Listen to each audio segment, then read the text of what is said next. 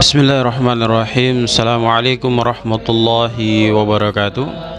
Alhamdulillah Rabbil Alamin. Wassalatu wassalamu ala asrafil anbiya wal mursalin Nabiina wa maulana Muhammad sallallahu alaihi wasallam wa ala alihi wa sahbihi ajmain, amma ba'd.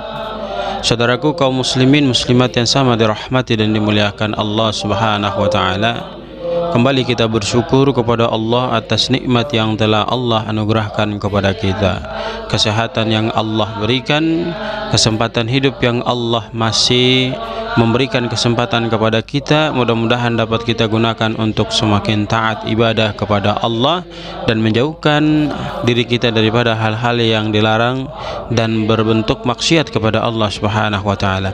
Semoga dengan ketaatan kita kemudian menjauhkan diri kita daripada perbuatan maksiat, mendatangkan keberkahan dan rahmat Allah untuk diri kita, yang dengan itu akan mengantarkan kita kepada kebahagiaan yang hakiki.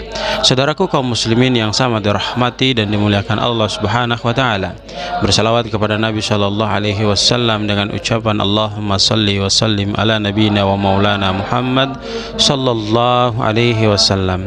Pada kesempatan yang sangat berbahagia ini, insyaallah kita akan sedikit mengkaji terkait dengan permasalahan seorang muslim dengan muslim yang lainnya.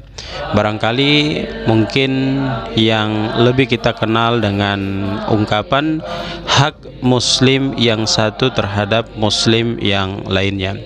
Kita lihat hadis dari Nabi sallallahu alaihi wasallam, an Abi Hurairah radhiyallahu anhu qala, dari Abi Hurairah radhiyallahu anhu dia berkata, sami'tu Rasulullah sallallahu alaihi wasallam yaqul, Rasul Muhammad sallallahu alaihi wasallam bersabda, haqqul muslim 'alal muslim khamsun. Ya, hak seorang muslim yang satu kepada muslim yang lainnya itu ada 5 perkara. Dan ini harus kita laksanakan dan kita kerjakan serta kita amalkan dalam perjalanan kehidupan kita. Sebab barang siapa di antara kita mampu mengamalkan kelima perkara yang akan kita dengarkan, maka 100% kehidupannya akan menjadi kehidupan yang penuh dengan kebahagiaan, kehidupan yang penuh dengan kesejahteraan, kehidupan yang saling menghormati antara satu dengan yang lainnya. Kita lihat apa kelima perkara yang disampaikan Nabi sallallahu alaihi wasallam. Yang pertama kata Nabi sallallahu alaihi wasallam, bahwa seorang muslim yang satu atas muslim yang lainnya itu adalah raddus salam. Dia harus selalu senantiasa menebarkan salam kepada saudaranya. Kalau kita cermati, kalau kita pahami, kalau kita kaji dengan baik, maka proses daripada membiasakan memberikan salam di antara kita tanpa kita sadari, tanpa kita pahami dengan baik, sesungguhnya hal yang demikian itu adalah sebuah jalan untuk mengakrabkan kita satu dengan yang lainnya. Bukankah Nabi sallallahu alaihi wasallam juga dalam hadis yang lain memberikan penjelasan kepada kita, ayyul Islam khair, Islam bagaimana yang baik di mata syariat ajaran agama kita? Qal, maka Nabi sallallahu alaihi wasallam bersabda, tut'imu ta'am wa taqra'u salam ala man arafta wa ma lam ta'rif. Berikan makan kepada orang yang berhak diberikan makan, tebarkan salam di antara kamu yang kamu kenal maupun yang tidak kamu kenal.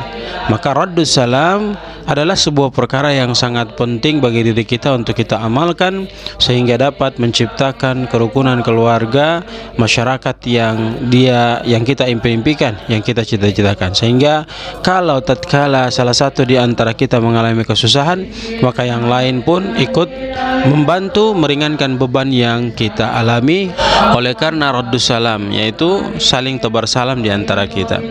Kemudian yang kedua diperintahkan oleh Nabi sallallahu alaihi wasallam untuk kita lakukan adalah wa iyadatul marid. Kita harus mengunjungi saudara kita yang mungkin sedang mengalami sakit. Ketahuilah sesungguhnya ajaran ini sangat mulia dari baginda Rasulullah Muhammad sallallahu alaihi wasallam. Kenapa disebut ajaran yang sangat mulia? Perlu kita pahami dan kita ketahui secara seksama bahwa dengan kita bersilaturahim kemudian mengunjungi sahabat karib kita, ya handai tolan kita, kerabat kita, saudara kita yang sakit itu, ternyata ada sebuah unsur positif dalam silaturahim kita kepada mereka, kunjungan kita kepada mereka. Maka boleh jadi dokter memvonis yang bersangkutan sakit itu 1 bulan atau 2 bulan, 3 bulan. Namun dengan hadirnya kita, maka 1 bulan 2 bulan itu akan diringkas dan dipangkas menjadi seminggu, 2 minggu, 3 minggu, kemudian si pasien itu mendapatkan kesembuhan. Inilah kekuatan daripada menjenguk orang yang sedang sakit. Maka dia akan mendapatkan spirit, dia akan mendapatkan semangat yang tadinya mungkin dia lemah, letih, lesu, tapi dengan hadirnya kita memberikan sport, memberikan semangat, akhirnya dia semakin percaya diri untuk bangkit kembali lagi, tersembuhkan daripada sakit yang dia alami. Kemudian yang ketiga, Nabi SAW menyampaikan wattiba'ul janais. Kita harus selalu senantiasa mengurus saudara kita yang mengalami musibah kematian, ya. Kalau kita lihat hadis yang lain, Nabi SAW menyampaikan barang siapa yang dia itu mensalatkan jenazah, maka dia akan mendapatkan 1 qirat. Apalagi kalau dia mengantarkan sampai ke alam kubur, maka dia akan mendapatkan 2 qirat. Sahabat bertanya kepada Nabi SAW, ya Rasulullah, apakah 2 qirat itu? Maka Nabi SAW mengibaratkan 2 qirat itu laksana 2 gunung yang besar, mendapatkan pahala 2 gunung yang besar. Ini sangat luar biasa yang tidak boleh kita abaikan. Tak lagi kita sampai yang dari pertama memandikan, mengafani, menyolatkan dan kemudian mengantarkan, maka kita akan mendapatkan pahala jauh lebih besar dari pengurusan jenazah yang kita lakukan. Kemudian yang keempat, wa ijabatu da'wah, menghadiri undangan daripada saudara kita yang mengundang kita. Ya, tentu ini harus kita perhatikan juga dengan baik, sebab kita diberi undangan berarti itu kita diharap untuk hadir dalam prosesi pelaksanaan acara yang mereka lakukan, yang mereka adakan. Maka tugas kita sebagai seorang muslim atas saudara kita adalah menghadiri undangan yang diberikan kepada kita. Jangan sampai kita abaikan, jangan sampai kita mengecewakan mereka dengan tidak hadirnya kita terhadap undangan yang mereka berikan kepada diri kita. Ya, kemudian yang kelima, watashmitul atis, mendoakan saudara kita yang dia sedang bersing. Saudara kaum muslimin yang sama dirahmati dan dimuliakan Allah Subhanahu wa taala, inilah 5 perkara yang mesti kita jaga, yang mesti kita rawat, yang mesti kita aplikasikan, kita laksanakan, kita kerjakan, kita lakukan dalam kehidupan kita, sehingga kehidupan kita itu akan menjadi kehidupan yang penuh dengan kebahagiaan. Boleh jadi selama ini kita tidak mendapatkan kebahagiaan, kita tidak mendapatkan bantuan dari saudara kita, ya di antara tetangga kita, nafsi-nafsi hidup sendiri-sendiri, mungkin kita kurang mengamalkan 5 perkara ini. Maka mulai dari sekarang, setelah mendengar pembahasan daripada hadis yang baru saja kita dengarkan, ayo mari kita amalkan 5 perkara yang baru saja kita dengarkan. Yang pertama, tebarkan salam. Kemudian yang kedua, mengunjungi orang sakit. Yang ketiga, mengurus jenazah. Yang keempat, menghadiri undangan. Dan yang kelima, mendoakan saudara kita yang sedang bersin. Mudah-mudahan Allah memberi kekuatan kepada kita untuk mampu mengamalkan sunnah daripada baginda Rasulullah Muhammad sallallahu alaihi wasallam. Jazakumullah khairan, barakallahu fikum.